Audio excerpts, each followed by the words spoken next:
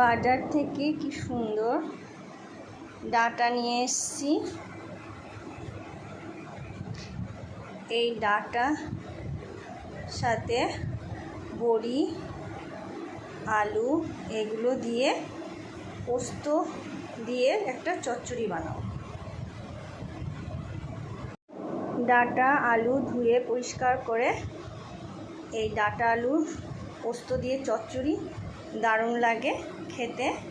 এবার এটা বানিয়ে দেখাবো। হয়ে গেছে, এবার বড়িগুলো ভেজে নেব। বড়ির ভিতরে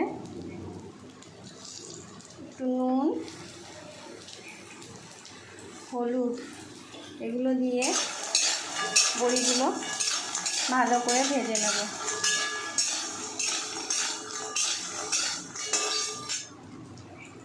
জিরে, লঙ্কা, তেজপাতা ফোড়ন দিয়ে আলু আর ডাঁটাগুলো ভেজে নেব। ডাঁটা আলুর মধ্যে পরিমাণ মতো নুন আর হলুদ এগুলো দিয়ে একটু ডাঁটাগুলো আলুগুলো সব ভেজে নেব ঢাকা দিয়ে দিয়ে।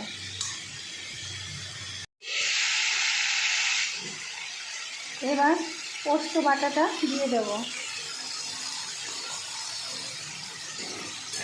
একটু ভালো করে ভেজে নেব।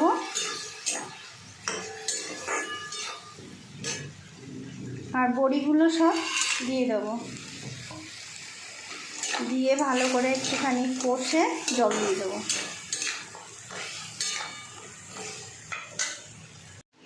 পরিমাণ মতো জল দিয়ে দিলাম।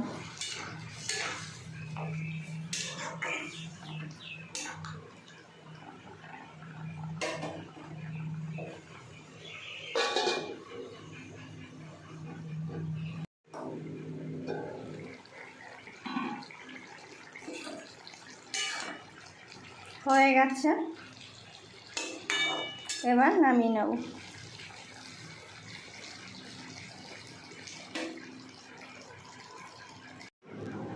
হয়ে গেছে রান্নাটা। এই ডাঁটা আর বড়ির চচ্চড়িটা দারুণ লাগে খেতে। তোমাদের যদি ভালো লাগে তাহলে এইভাবে বানিয়ে খাবে, লাইক করবে, কমেন্টে জানাবে কেমন হয়েছে, আর শেয়ার করে দেবে।